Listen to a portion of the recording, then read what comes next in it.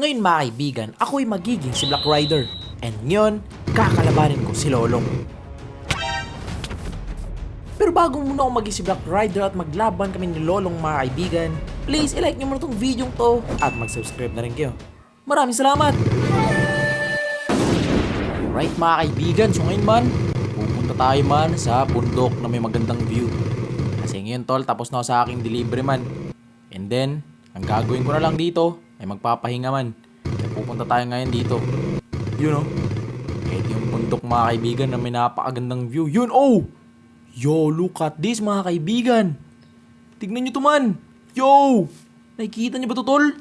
Yun oh. Look at that. Grabe, tignan nyo man yung dagat mga kaibigan. Talagang. Yun oh. Blue na blue yung dagat boy. Grabe, napakaganda nga talaga ng view dito man. Tignan nyo naman to pare. Oh yun oh. Grabe, look at this view. Talagang napakaganda man. Yun oh. Pak. Oh, yo! May mga rabbit pa dun. Grabe, ang lupit na ito ah. Talagang napakaangas dito mga kaibigan yan oh. So ngayon mga kaibigan, okay na, nakapunta na ako dito. Grabe, napakaganda nga talaga dito mga kaibigan. Okay, tara na. Okay na siguro to. It's time na para umuwi man. Kasi tapos na rin ako sa delivery ko. And then nakita ko na yung bundok dito. And talagang maganda nga ano. Kaya tara na. Let's go. It's time na para umuwi. Alright. Grabe yun uy. Naku, muntik ko pa masagasaan yung mga rabbit ah. Tara, uwi na tayo man. Alright, here we go. Grabe. Uy. Yo, may village dito man. You know, meron palang village dito eh. Okay, uy. May mga rabbit na naman. Ba't ang daming rabbit dito? Ano ba yan? Uy, sino to? Yo! May matanda mga kaibigan. Sino to? Hello po? Hello po? Wait lang. Uy! Nay! Hello po, kamusta po kayo? Bakit po kayo nandito? Ano pong ginagawa nyo dito? Palabas na to ng village nyo. Ano pong ginagawa nyo? Ba't po kayo nandito? Iho, meron ka bang alam na pwede kong malapitan para mabigyan ng hustisya ang pagkamatay ng pinakamamahal kong apo? What? Ano po nangyari la? Ano po nangyari sa apo nyo?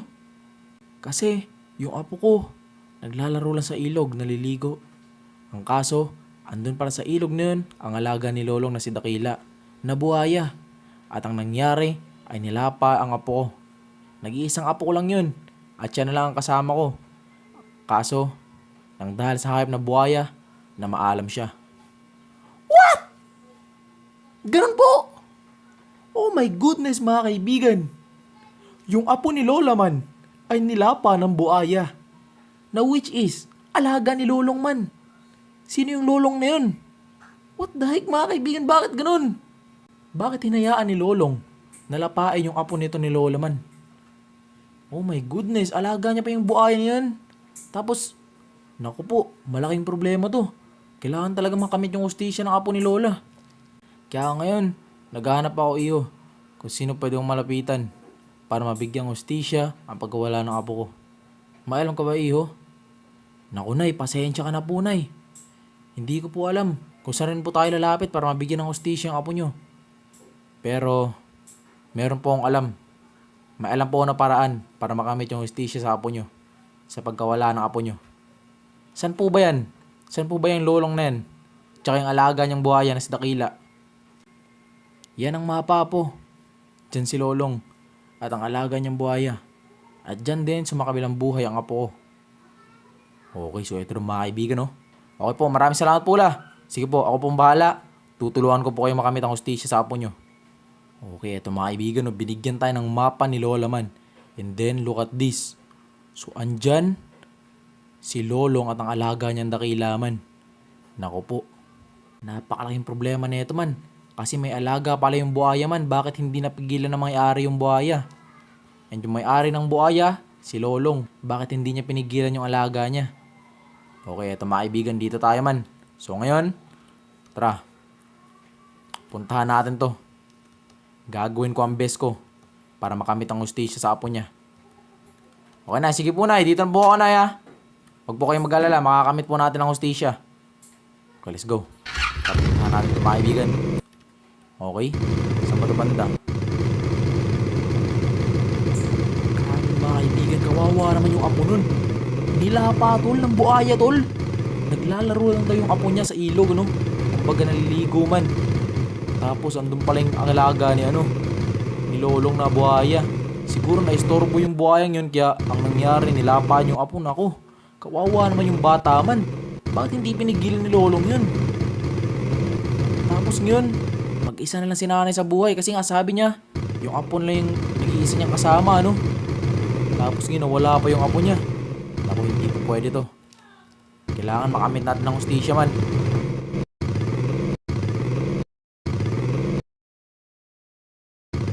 Maghihiganti natin ang apo ni nanay man. Ang apo ni Lola. Okay, saan na ba to? Okay, ito na mga kaibigan. So, diretso pa. Grabe, ang hirap ng daan na ito. Wait lang. So, etong lugar na to mga kaibigan, malayo sa village nila Lola. Paano nangyari na punta dito yung apo niya? Naku po, siguro gala din yung apo niya, ano? Kaso hindi pa rin pwede mga kaibigan. May alaga yung buhaya eh. Bakit pinalapa yung apo niya? Hindi mo lang pinigilan yung alaga niya. Grabe, ang sama naman nun. Uy, mukhang ito na yata mga kaibigan yun. Manakita na akong mga bahay man. Okay, ito na yata yun. Ito na yata yung village man kung saan nangyari yung man. Pagkawala ng apo niya. Well, let's go. Kailangan makamit natin ng hustisya ngayon man para sa apo ni Lola. Kasi ngayon si Lola man talagang wala na siyang kasama man, Ulila na siya. Kaya ito na, dito na ako. Yun, So ngayon mga kaibigan, asan kaya si Lolong dito? Sino kaya yung Lolong na yun? Yung alaga niyang buhaya, Oh, wait lang, para hanapin natin dito mga kaibigan. Asan na kaya to? Meron bang dito? Lolong? Sino ba yung Lolong na yun? Uy. Sino yan? Yung may nakikita ko nakahubad mga kaibigan. Sino yan tol? Ay no. Look at this. Hey sir. Hello po. Kayo po ba si Lolong? Ay, wait lang. May kilala po ba kayong Lolong? Kasi po kailangan ko po siya makausap po. Kailangan ko lang po. Ako yun, bakit pre? Ano ang sadya natin? Naku, so eto pala si Lolong mga kaibigan. Yo tol. Eto tol, usapang lalaki ng tol. Yung alaga mo tol, may ginawa sa isang bata tol. Sinong bata? Ano pinagsasabi mo Brad? Hinahanap mo ko? Tapos magsasabi ka ng wala lang palang kwenta? Sinasayang mo oras ko. Nako tol, hindi walang kwenta itong pinagsasabi ko. Kasi yung alaga mo, pumatay ng isang bata Brad.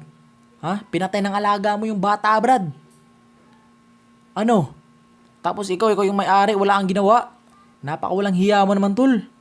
Di kasalanan ng dakila yun. Kasalanan ng bata yun. Dahil tatanga-tanga siya kamo. Grabe parang wala ka talagang awa. Yung bata na ngayong nawala man, yung bata na ngayong nabawian ng buhay tapos ganyan ka pa magsalita sa bata. Napakawalang hiya mo. Wala kang awa. Bakit? Anong pinapalabas mo? Totoo naman sinasabi ko Tanga siya, kaya siya nilapa ni dakila. Ang mundo, bawal tanga dito. Pakawalang hiya mo tol. Wala kang kwenta tol, wala kang modo tol. Di ko gusto ang tabas ng dila mo Brad. Alam mo, kailangan mong turuan ng leksyon. O tinatakot mo ako? Tara suntukan tayo pre. O Grabe mga kaibigan, ayan naman. Nakikipagsuntukan na siya So papalag talaga tong Lolong na to. Grabe ang tindi mo boy Papalag ka talaga sa akin man. Hindi mo ba ako kilala tol? Ako si Black Rider tol. Kala mo makakapalag ka sa akin Wait lang, isuot ko lang tong mask ko. Wait ka lang pare, yan na. Here we go. Tara, suntukan tayo pre. Huwag kang makulit pre. O ano? Hindi porkit may alaga kang buhaya man, ganyan ka nakatikas man. Wala kang magagawa sa akin tol. O ano? Di ka na nga makapalag Kala mo tatama mo na suntok mo? Uppercut ka sa akin boy. Ano boy? Ha? Huwag kang kukulit sa akin Lolong. Di porkit may alaga kang buhayang dakila pangalan man. Gaganyan-ganyan ka ng umasta. Kala mo napakawalang hiya mo talagang kinawawa mo yung bata pre. Pwede mo nang pigilan yung alaga mo pero wala kang ginawa. Tara, magsuntukan tayo dito. Makakamit ng bata yung hustisyang nararapat para sa kanya. Tutulungan ko si Lola dun na makamit ang hustisya para sa apo niya. Ano? Tara, sige. Ibigay mo ang best mo Brad. Ha? Hindi ako bubunot ng baril tol dahil magsusuntukan lang tayo lalaki sa lalaki Brad. Kala mo matapang ka, di porkit may alaga kang buhaya man. O ano? Hindi mo kaya tol, hindi mo kaya tol. Grabe, ang kulit mo ha. Talagang napakasama mo ha. Wala kang awa talaga sa bata eh no? Tara dito. Grabe, ang tigas na mukha mo ah. Hindi pa rin nababasag ah. Pues babasagin ko yung mukha mo pre. Babasagin ko yung mukha mo pre. Pak. Asan ka pupunta? Ba't ka tumatakbo dyan? Duwag ka na ano, naduduwag ka na sa akin oh. Kasi nga di mo kaya tol. O ano, tara dito. Uy, ano to? Ba't may bilog dito man? Uy, yay. Bigla mo sinasapak. Nakatalikod pala ako man. Makulit ka ha. Sige tol. Grabe mga kaibigan, ang tigas na mukha na itong lolong na to. Pero wala sa akin yan man, bubugbugin ko yan man. O sige villager, sakyan mo muna yan para hindi niya manakaw yung ano ko, motor ko. Baka mamaya nakakawin niya yan eh. Sige, ano? Makulit ka ha. Kala mo ikaw matapang dito ha. Sige. Grabe, ang tigas na mukha oh, grabe oh. Tara lolo, magsuntukan tayo dito. Hindi ako titigil hanggat walang pumapano sa atin dalawa. Hanggat walang dumadagas na dugo man. Tara dito man. Dito ka. Huwag kang tumakbo. Harapin mo ako, lalaki sa lalaki, Brad. O dito, pak. O, iko-corner ko to ha. O yun o, pak. Corner ka na, Brad. Nakawala ka pa rin doon?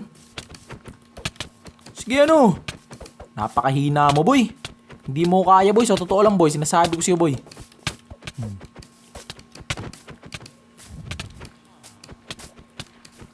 Ano ha? Lalaban ka pa? Oh!